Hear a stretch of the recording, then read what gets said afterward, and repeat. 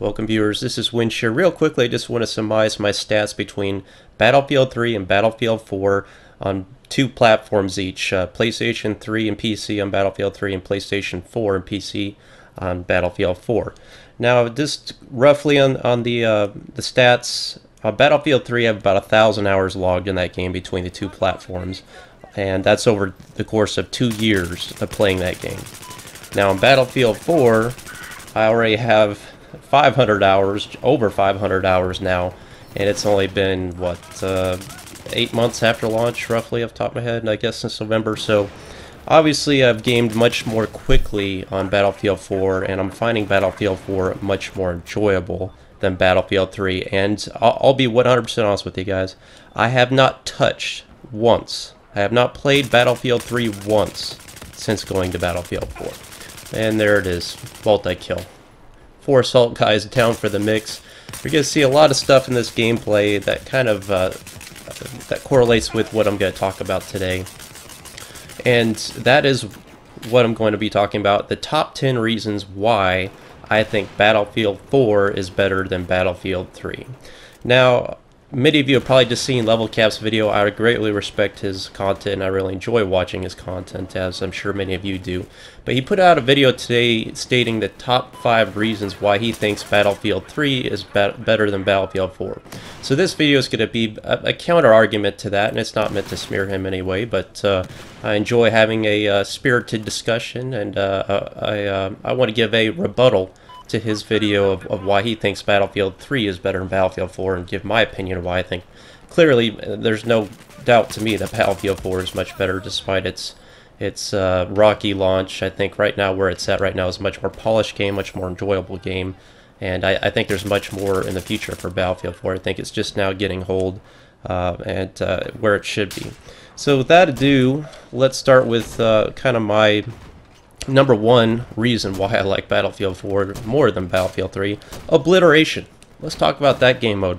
Absolutely fun, it's incredibly immersive, it's incredibly high action, fast-paced game mode, and I just love this idea. I'm so glad that they brought this into Battlefield 4 because it's a great step, great departure from just the core fundamental games we've always seen, that kind of rugged mentality of let's just keep doing the same thing over and over in the Battlefield genre. So I'm really glad that they brought in a new game mode that was an incredible success.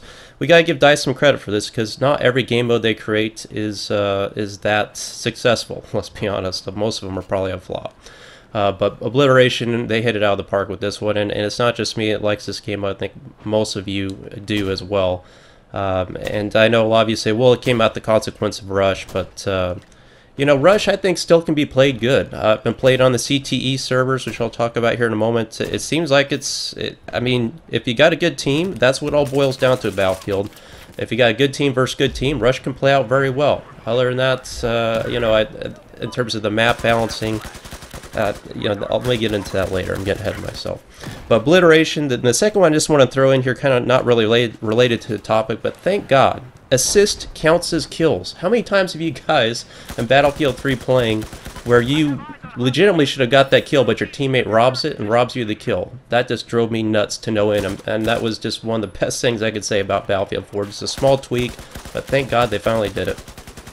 Now the next thing I want to talk about is Infantry anti-vehicle balancing. Now in Battlefield 3, I can't tell you how many times you get this god crew in the chopper, or this god jet pilot, or this beast tank driver, and they just steamroll you relentlessly. And I'm so sick of it. And I'm so glad in Battlefield 4 that the common infantrymen have a chance of stemming this godlike vehicle driver. No longer can there be this beast driver dominating the whole battlefield.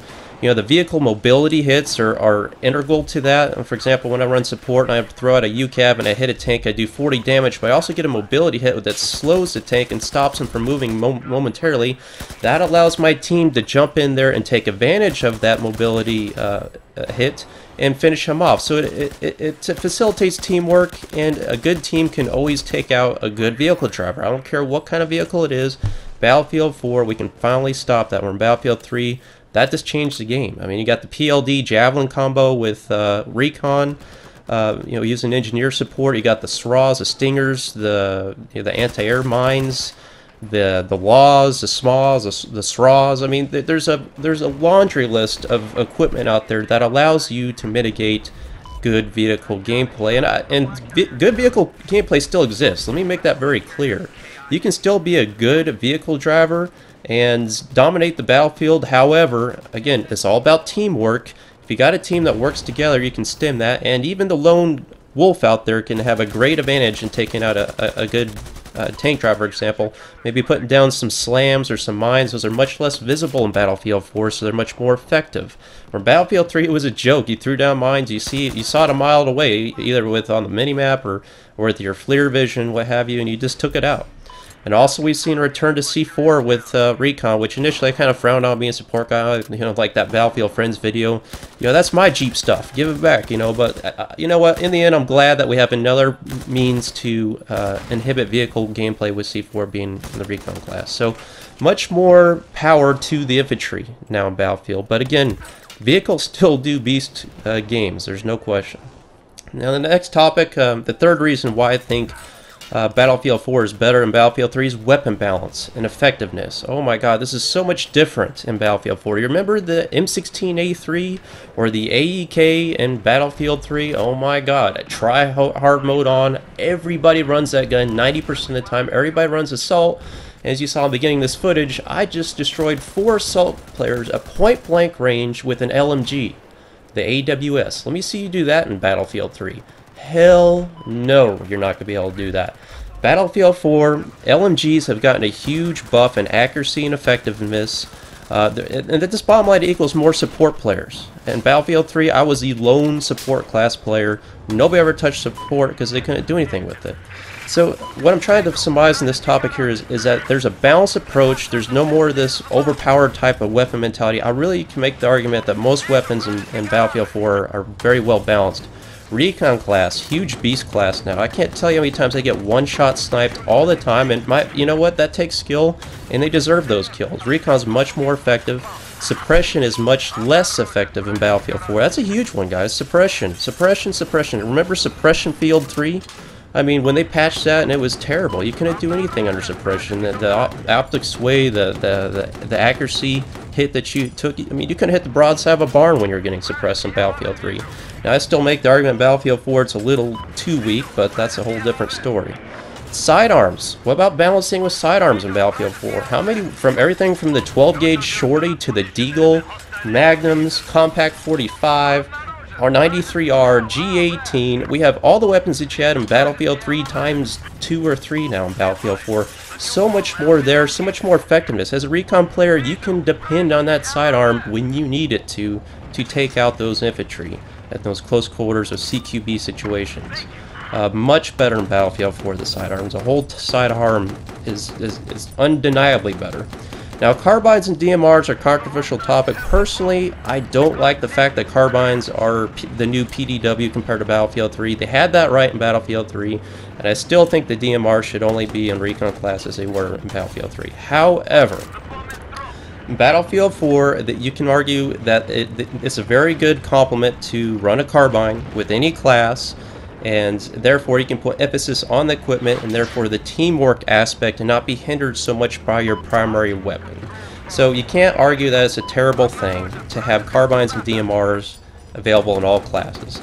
And the DMR's a 3-bullet kill to me is right at range. I don't think that should be doing 2-shot kills at range. However, I still think they could use a slight buff in the close quarters combat area of being a 2-shot kill. It really should be. It should not be 3 bullets at all ranges, but again, it's still not a terribly ineffective weapon. You can still destroy people with DMRs in Battlefield 4. Now, the fourth topic I want to talk about, why I think Battlefield 4 is better than Battlefield 3 improvements, that is, 5-man squads or more. Sometimes I've seen as many 7 guys in a squad. We have more team cohesion, more teamwork in that respect. There's field upgrades that are objective based. Remember Battlefield 3 where you just picked a perk that you're going to run? I'm going to run suppression. I'm going to run squad sprint. I'm going to run, there was no earning that. You just had it all the time. I really like the fact where, for example, in support, where I'm running the indirect fire upgrade, when I hop into a vehicle, I start resupplying my teammates that are in the vehicle. That's great if you're like in a scout helicopter and you got some guys running some some stingers or something there, and they can shoot the enemy helicopter and then get reloaded as I'm the pilot resupplying them. Or if I'm on tank, I'm resupplying the troops around me. Or if you're the defensive field upgrade perk, you're getting that flat jacket after capturing objectives and doing objective-based team play to earn that perk. Much better system, and there's some real meat to those perks too. I mean, that flak jacket, the extra ammo, the sprint, earning all that stuff really makes it, well, I guess you start off with sprint, but earning those top tier field grades are game changers as a squad. It's very important, and it's much more emphasis on team cohesion in your squad and maintaining that field upgrade, because there's nothing worse than seeing that title across the screen, field upgrade lost, and you're like, oh shoot, and now you're back to spawn on your deployment. That really takes momentum out of a squad, and those are game changers in vital situations on your everyday battlefield type scenarios. What about I need ammo, I need health, repair me? That quick type of request system is much more effective now. When you make that request to support guy, it flashes an icon on the screen that he sees both on his minimap and on his screen, and you also see that textual request come up as well, and how many times now do you actually get ammo in response. Much better system, whereas on Battlefield 3 you were just SOL running without ammo, and since nobody ran support, you little guys with your AEKs and your M16A3 were just running around with a pistol at that point or trying to look for a kit. And number 5 reason why I think Battlefield 4 is better than Battlefield 3, how about Naval Warfare? Attack boats, rib boats. How effective are those at changing the course of Battlefield? How fun is that? I've got so much good gameplay me running in attack boat, and it's a game changer. What about the water effects in this game? Parasail Storm. I mean, just the maps in general. Lane King, damn, not to be critical LevelCap, but he really hates this map. Ask yourself, what's the difference between this map and my favorite map, Siege of Shanghai? It's literally the same loadout, it's just the same setup. It's a horseshoe shape, and there's water in the middle of the map, and it focuses attack on the apex of that curve. I think it's a good design, and it works well. And again, Siege of Shanghai, my favorite map in Battlefield 4. This looks beautiful. Number 6, why I think Battlefield 4 is better than Battlefield 3, CTE Test Servers. Now, this is late in the launch, but guys, Battlefield 4 is still evolving. We've still got 2 more DLCs, and the developers have changed a lot here in the last few months. The game is improving much more rapidly because of implementation like this, and you can make the argument, well, the game was broke in the first place. Well, yeah, they're fixing it, but Battlefield 3 did not have this kind of implementation. The developers with CTE, you can give feedback about future weapons. Right now, they're testing out the Dragon's Teeth weapons. They're testing out map balancing, retweaking with Rush. Get in there now and change that stuff. It's a great improvement. Number 7, map design. I kind of touched on this before. You know, Lane King Dam versus Siege of Shanghai is the same thing. How about Gillian Peaks? What a great map in China Rising. I wish I could find more servers with that map. Undeniably one of the best maps ever created, and that was a Battlefield 4 exclusive. How about lockers? Look at those flanking routes as I showed you on the outside. It gives you so much more dynamics than what we saw in Battlefield 3 with Metro. Oh god. You know, I guess it's good they brought it back, but thank god they got a little more flanking routes and stuff, but still, I still don't like Metro. Battlefield 3 maps, how many times were you base camped? Remember a Grand Bazaar? I mean, you get steamrolled by a good team, and then the next thing you know, you are just getting pummeled and base raped for the entire duration of the map. Now, I'm not saying that's not possible in Battlefield 4, but you cannot make the argument that it's much more unlikely to get base camped.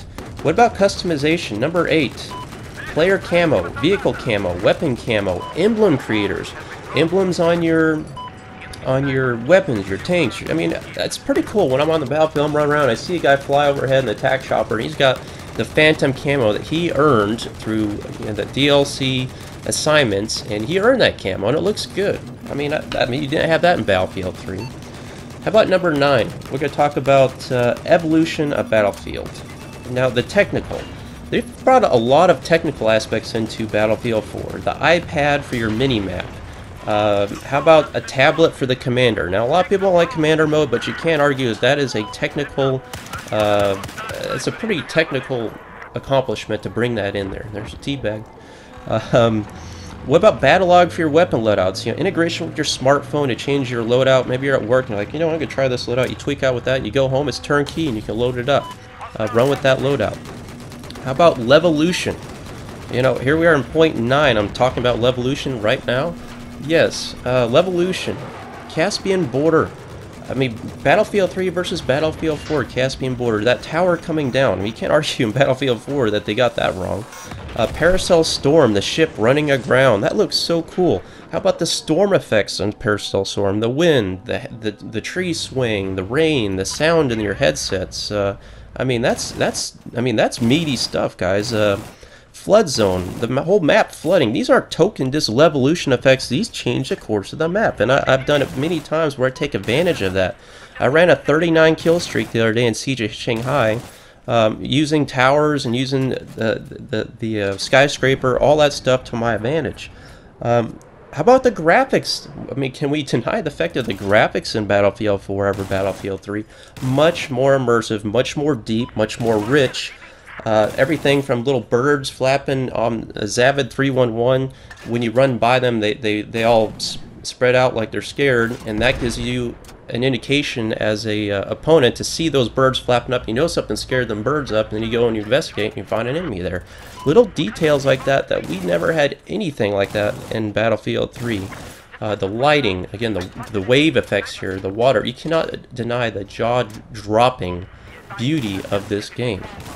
So, my last and final topic, number 10, of why I think Battlefield 4 is better than Battlefield 3, and why I've not even touched Battlefield 3 since Battlefield 4, is a seamless next-gen console experience. Now, I know you PC guys are like, well, I don't give a crap about that, but you should.